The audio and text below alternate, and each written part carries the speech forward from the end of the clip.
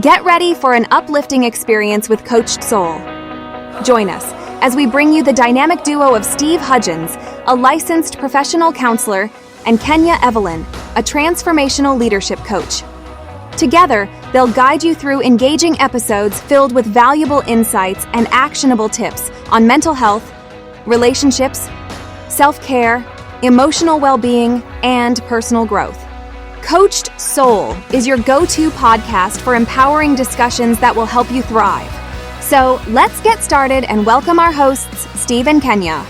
All right, welcome back. And boy, did we leave off with a cliffhanger of cornbread. And I tell you, I mean, Kenya, you're out of Tennessee, and of course you've been everywhere. Yes. Does cornbread, and here's this prime example from last week of the art of listening. Does cornbread have sugar in it? You change the ingredient, you completely have a night and day outcome from cornbread to cake. You change one ingredient, you have a completely new reality, right? So I love that so much, because last time we were talking about the how, and I was suggesting in taking control of our ability to create with our words. Anytime we're asking but how, we disconnect ourselves from being co-creators with God, versus assuming that that some part of that God is whispering, the Holy Spirit is here, your intuition is here. There is guidance all around you. Everything in the world is information. Energy is information. To say that we don't know is to say, I'm deaf, I'm not listening. So my request for you is, tell me more about the ingredients. You know, it's funny you mentioned that, because after that reply last week about his salesman, old snakesman, right? Here's what he replied back with: challenge accepted. I listened and admit I jumped to the wrong conclusion. Wow. Talking about traditional gender roles for men and women is a good conversation. I assume you're going to advocate for different roles based on transgender ideas. Wow. And that's been our point, is that if we can take a pause button, instead of reading what's there or jumping to the conclusion because social media put this out there, we can get that April Fools that we had 3 or 4 weeks ago that says, Kamala Harris became now the president, and everybody went up in the uproar, and it was just an April Fool's joke. So it's taking that time, right? And so we go from the art of listening and to assuming and to assume. And so I won't go to that expression of what assume does to us, because we know. But I'm appreciative. I would love this is a cliffhanger. I would love a podcast on the law of assumption another time. That's completely positive. The assumption that Steve's talking about is the assuming without listening. What did you say? Right? Right. I'm appreciative of our listener who did reply back and say, he's appreciated. So thank you so much to the person who wrote that back, and just, life is life. If we can just accept where we are, right? And okay, Kenya, if Oklahoma wants to eat sugar in their cornbread and call it cornbread, okay, that's fine. And in Texas, if we don't want to use sugar in our cornbread, and we just down out, have some cornbread, red beans, chow chow, and okra, and fried potatoes, I'm happy. I'm a southern guy.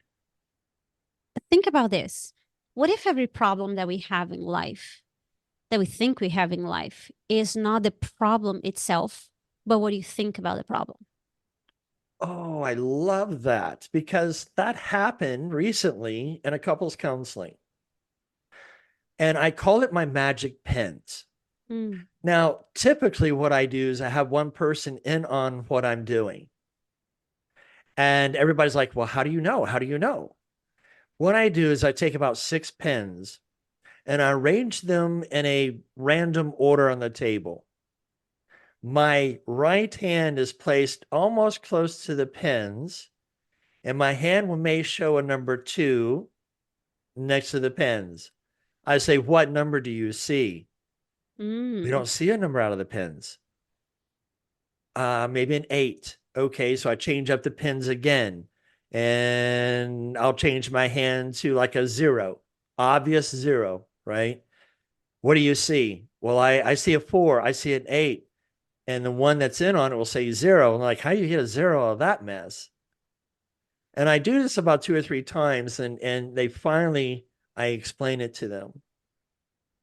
We focus too much on the ingredients, the position of the problem, than to look at what's causing the problem, to look outside of it. My hand was changing numbers.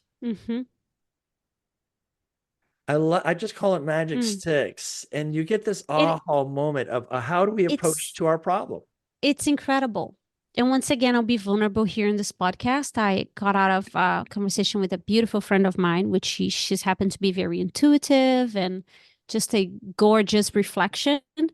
And at some point, I was telling her how not in this moment, not the Ken in this moment, but a Ken from a year ago when I first got my puppies. You know, I have 2 boys, two Shih Tzus. They're actually a year old.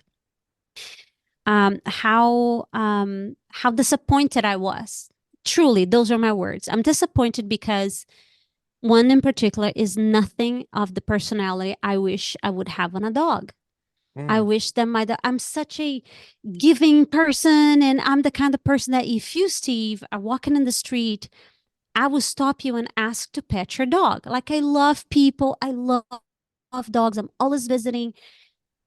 And this is the South. People actually stop it. But if I am walking my dogs and you come, my bark will scare the crap out of you.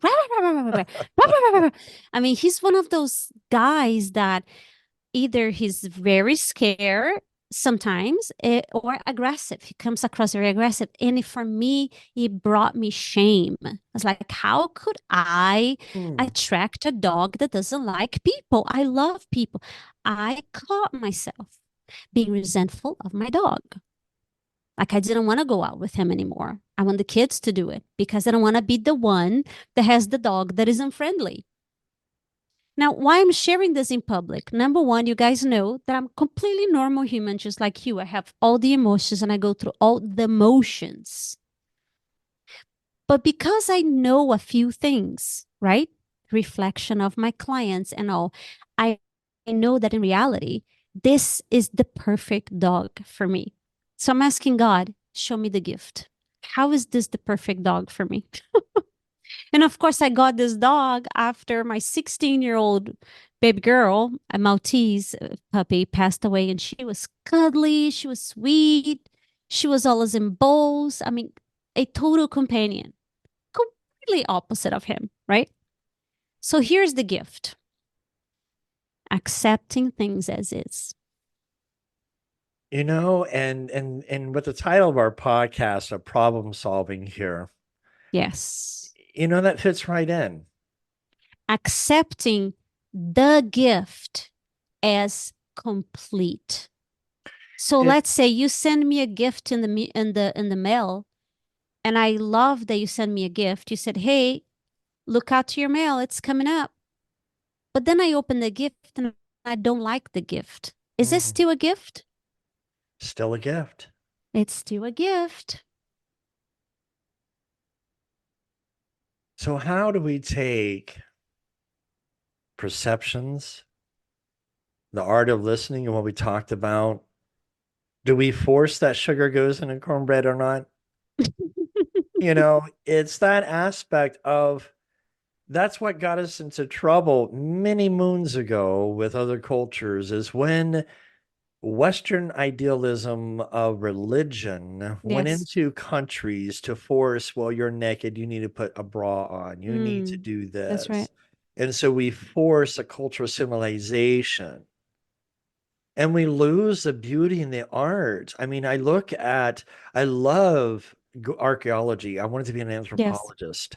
And you look at things that have come out of Pompeii, more and more discovery about Roman artwork. And Mm, you lose the art of Aristotle. You lose my mind's drawn a blank, Venus de Milo. mhm, All these artwork we've lost in culture assimilation. mhm. And so in problem solving, what we're doing in the 21st century is, oh, Confederates, they're so oppressing. Let's remove all the statues. Well, we haven't Let's removed control everything, right? Let's right. We control, haven't let's make removed everybody look. grants Mhm. from the $50 bill, but he's still there.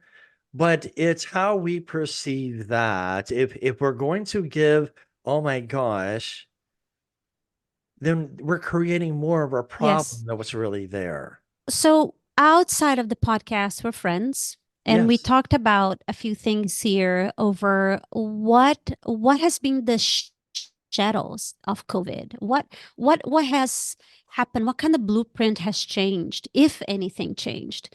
And what we discussed, and I would love to offer this to our listeners, is it changed to more of you. If you are somebody that was a giver before, you will still find ways to give, to be with people, to offer love, to hug, high five, low five, whatever it is that you can give. If you are somebody that was fearful and judgmental, primarily. So after 2020, there's a mark and the world shifted. And what I have noticed is there was a newer frequency, a newer blueprint that you and I, we became more of who we were before.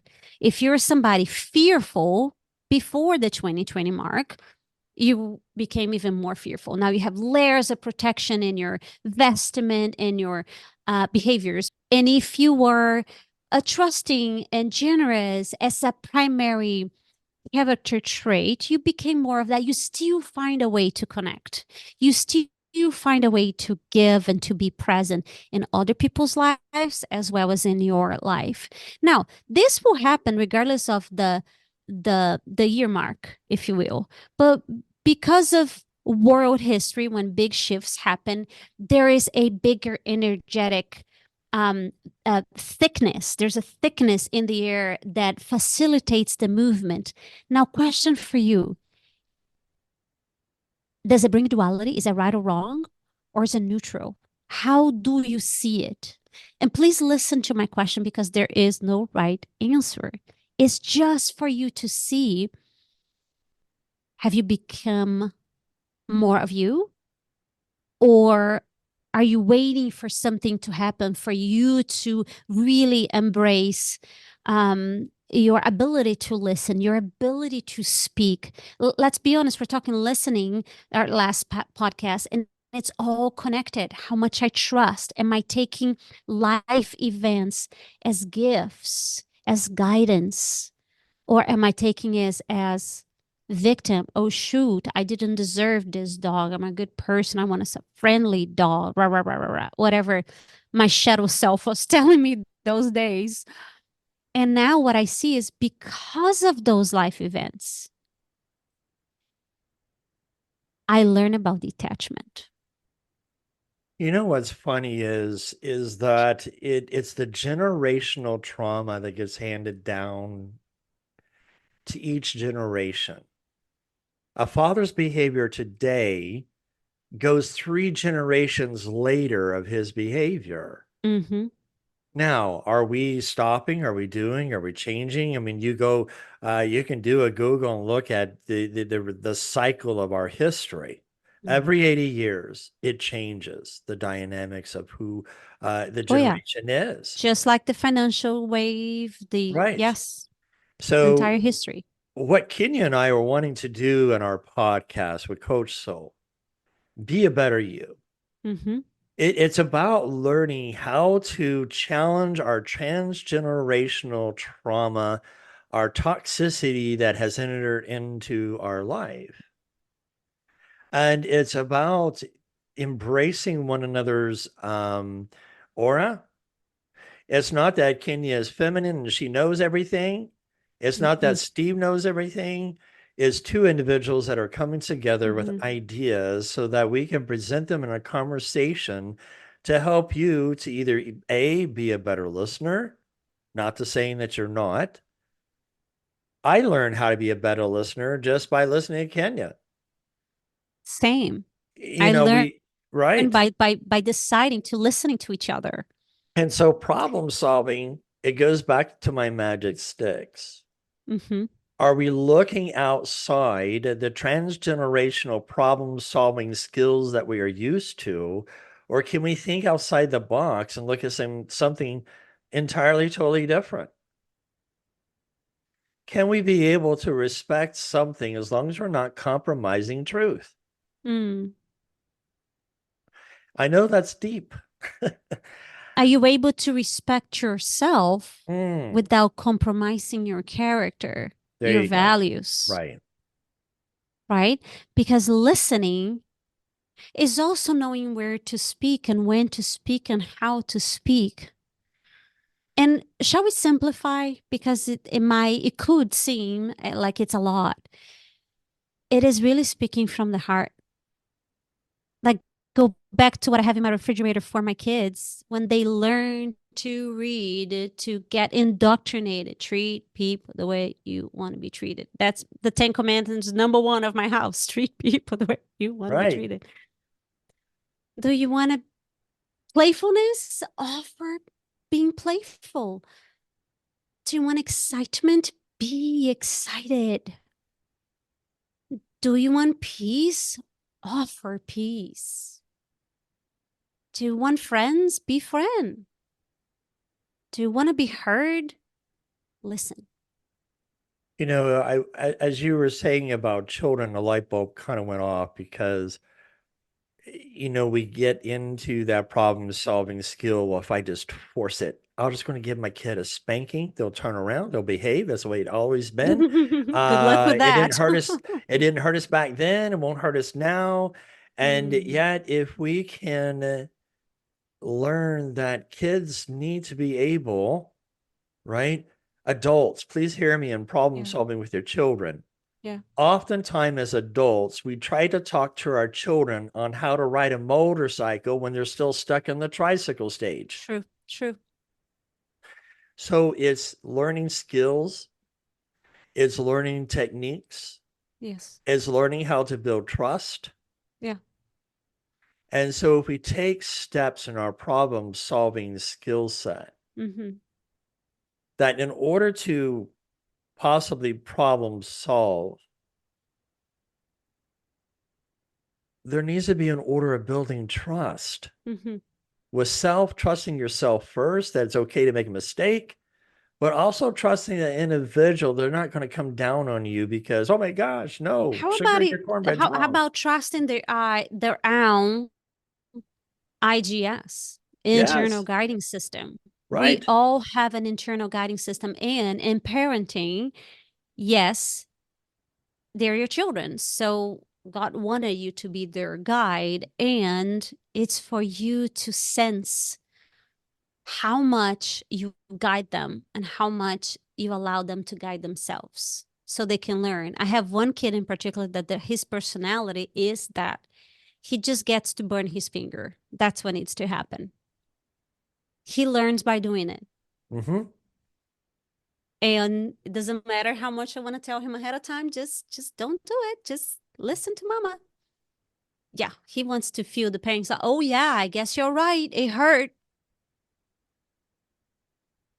So when I was attached to be heard the way I thought I needed to be heard, which is I'm going to say and he's going to stop, I wasn't suffering. Can you see that? When I detach, okay, I will say it, and I would trust God and his IGS, internal guiding system, that he will find his way back home, find his way back to himself. He will not touch the fire, or whatever the example is.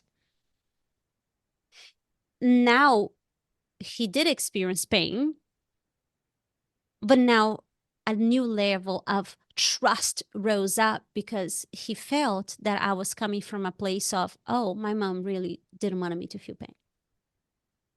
Got it.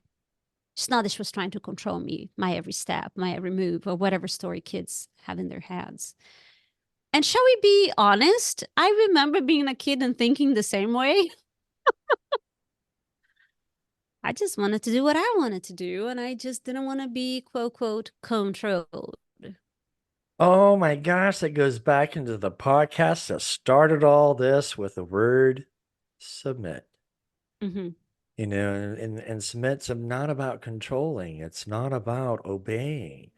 Submission is recognizing my dominant side that could cause pain in the other person.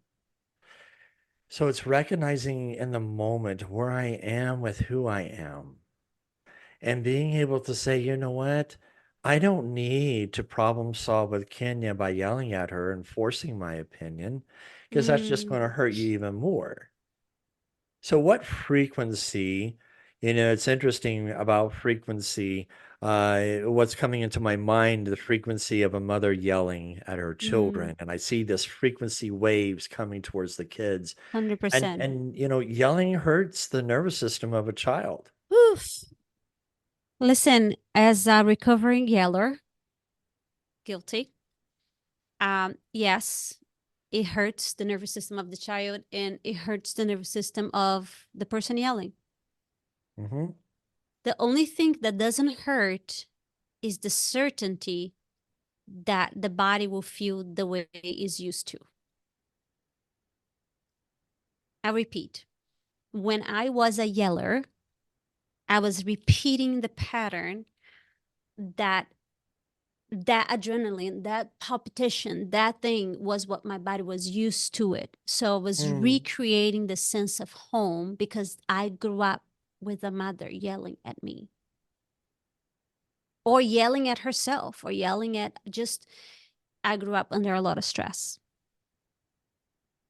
So once I realized that, and by the way, I still yell, right? This is not a therapy for me. And I'm saying this because the perfection of your imperfection is to be surrendered. So when I'm noticing that I'm about to yell, or sometimes I already yell, I was like, okay, sorry, delete. What I meant was, I correct myself in act, literally. Or I take 5. I say, yeah, I'm just going to ground. I'll be right back because I just got triggered.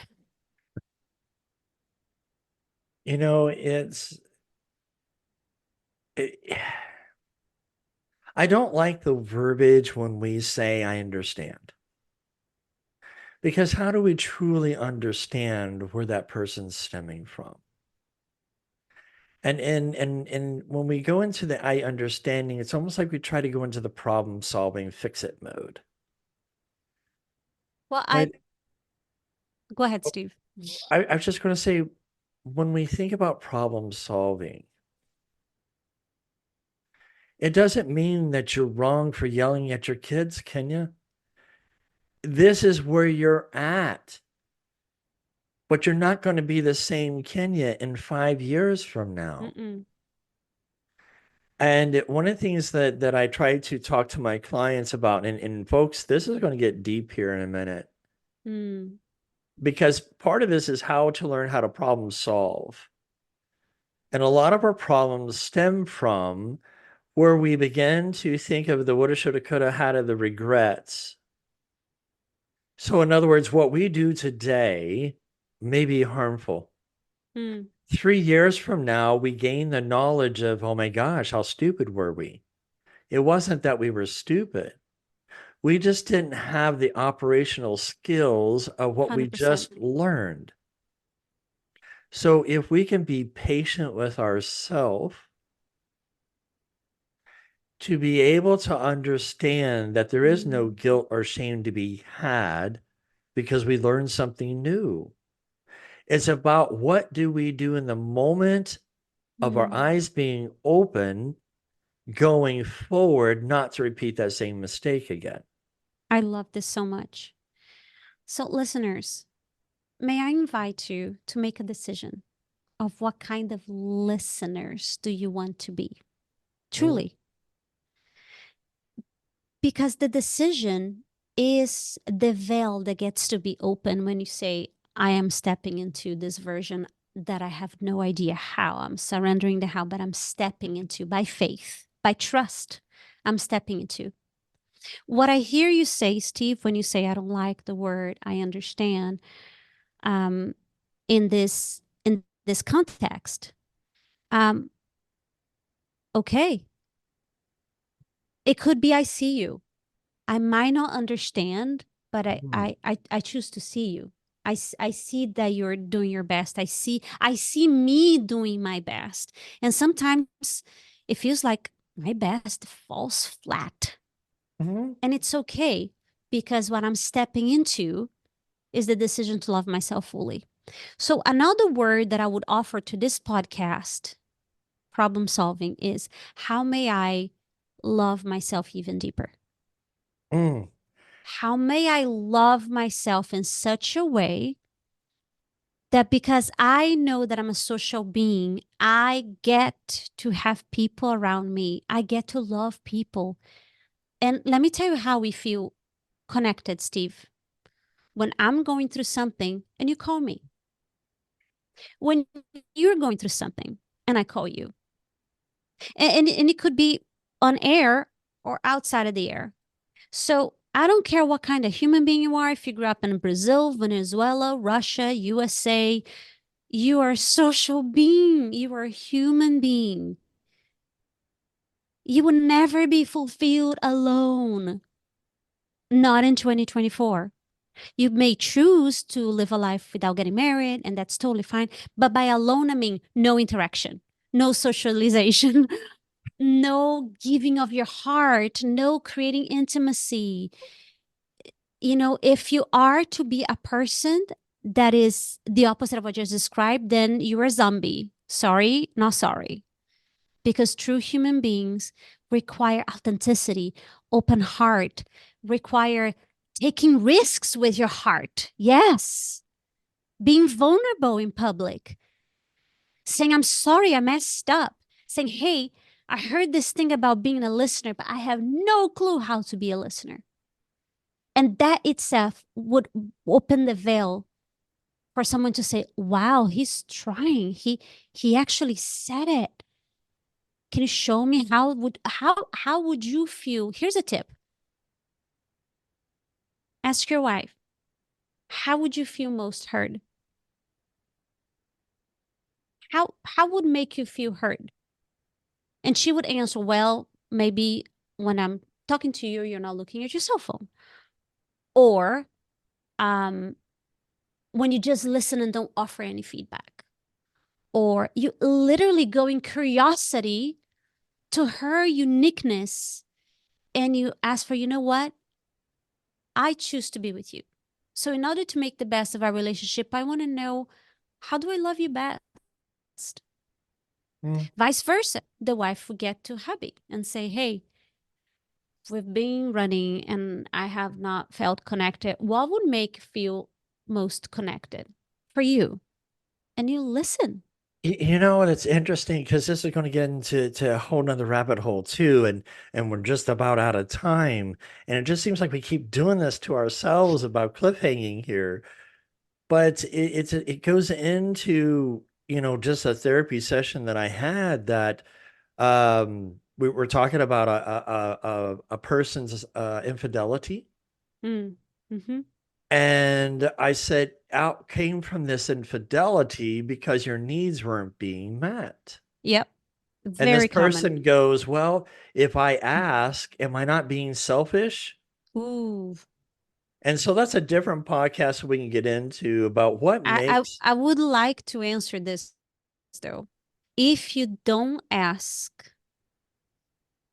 answer to me this, Steve. Are you using your voice? No. How you do one thing is how you do anything.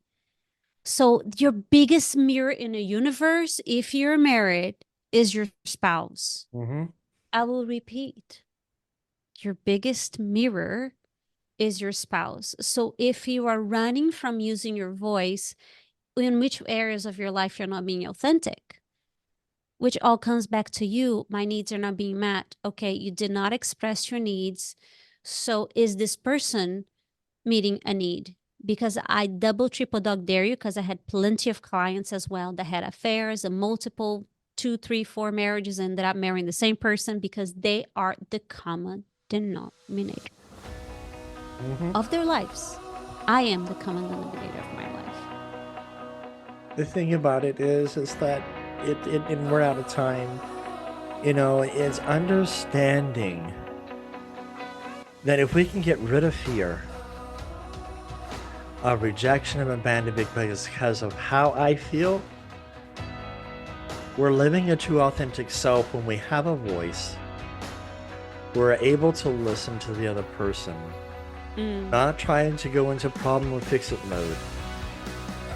But sometimes, Kenya, we just, like we do for each other, hold space because we know the value of each person. Until next time, take care and God bless. Thank you for joining us on this episode of Coached Soul, where we aim to empower and uplift you on your journey towards personal growth and well-being. Remember, as you navigate through life, you don't have to do it alone. We encourage you to reach out to professionals, seek support from loved ones, and take the time to prioritize your own well-being. Stay tuned for future episodes filled with even more valuable insights and actionable tips. Remember, you have the power to thrive. And with Coached Soul by your side, anything is possible. Until next time, take care, stay empowered, and keep shining your brightest light. For more information, contact Kenya at kenyacoachedsoul.com.